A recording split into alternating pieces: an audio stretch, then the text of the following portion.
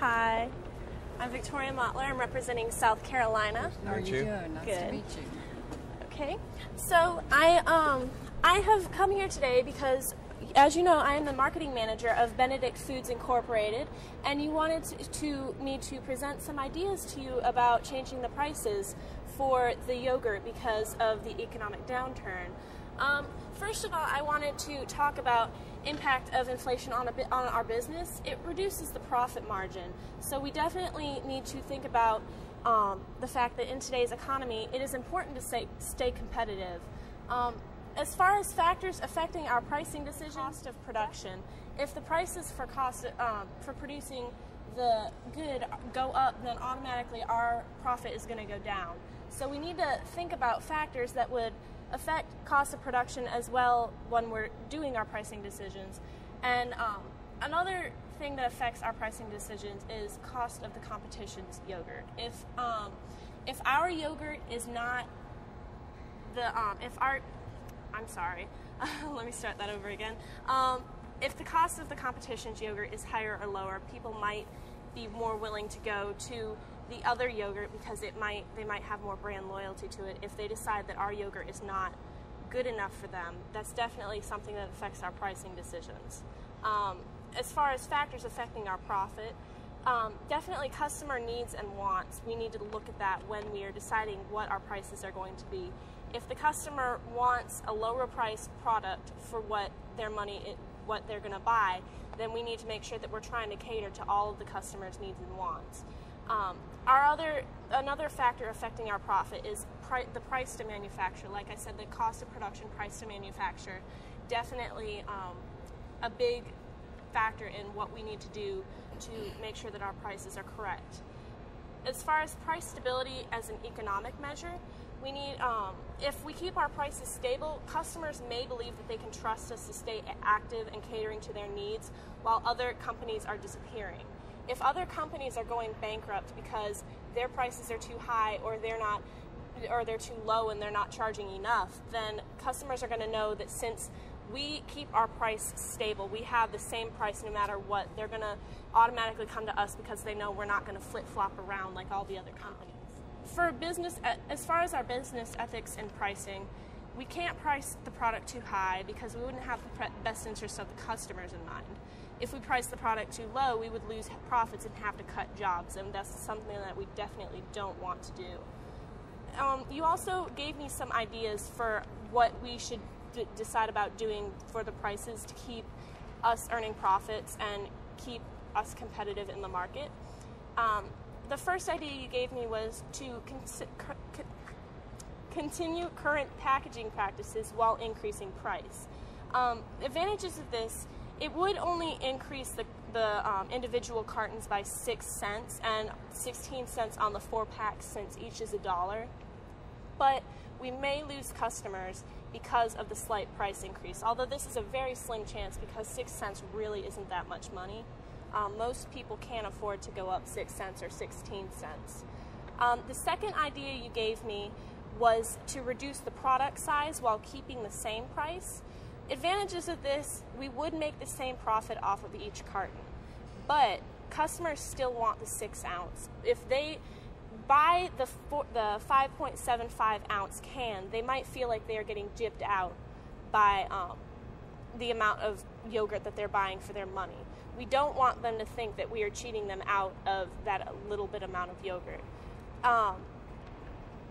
We also need to address the dietary needs of our customers. If they are buying our yogurt specifically because it is 6 ounces and that's how much yogurt they need to have in their diet and all the fiber content and whatever else we have in our yogurt, we definitely need to make sure that we are still catering to them, because if we change the size of our product and they are buying it specifically because it tastes good and because it is a 6 ounce carton, they might not want to buy it anymore because we just changed our sizing. So they need to go find another yogurt company to go to instead of ours. So that would definitely make us lose customers. The third idea you presented me with was to keep the prices the same and increase the number of units in each package.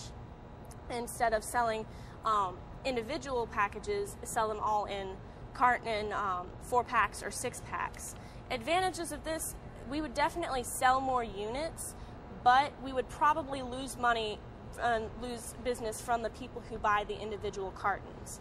We definitely don't want to decrease our profits because of the individual packages that are sold in our coffee shops and in Starbucks and everything that we have our product shipped out to.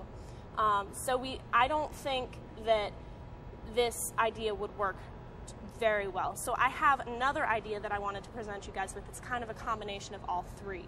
I propose that we keep the prices the same, keep the size the same, and instead stop selling the individual cartons to our businesses, but let them buy the 4-packs and the 6-packs and the 12-packs and split them apart and sell them individually.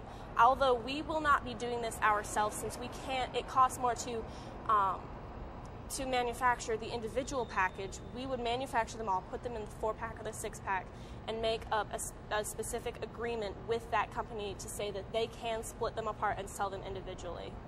Do you guys have any more questions for me?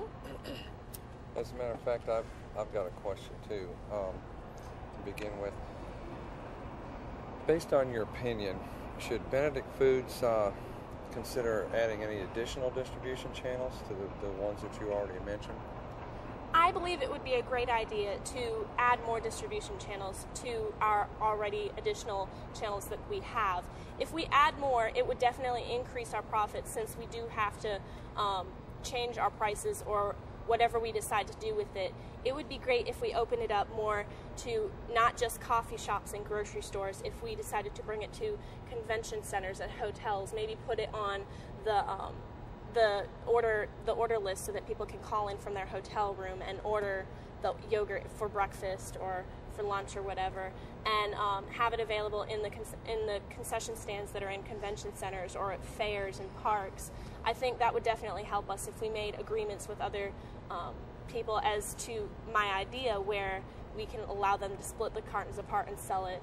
It makes it a benefit towards everybody, not just us. Do you have any other questions for me? I do, actually. You're talking about this new idea of sticking with this and adding this, and certainly noteworthy. But what I want to know is, what kind of resistance do you think that we could expect from our grocery stores if we stay with the 4, the 6, or the 10-pack? If we stay with the 4, the 6, or the 10-pack, I don't think we would have too much resistance from the grocery stores. When you go to a grocery store, mainly you're going there to buy food for the future. You're not going there to say, buy lunch because you're on a business trip or whatever. Usually when you're on a business trip, you go to like a coffee shop or you go to a restaurant. You don't go to the grocery store to buy lunch for one day.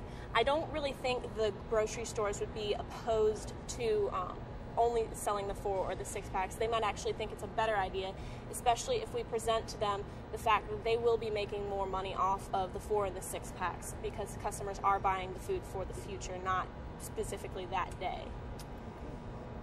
Do you guys have any other questions for me? I have no further questions. I have no further questions. All right, well, let me leave my information with you. I have a business card right here, and it's got my name, my email address, and my phone number on it, so you can get in contact with me anytime that you need to. And I also had one question for you. How soon can we implement this plan? But you don't have to answer that right now, because I know it's a hard decision to make with the pricing decisions. So just get in contact with me whenever you have an idea of what you're going to do. Thank you very much. Thank you. It's nice talking to you. Thank you. Well.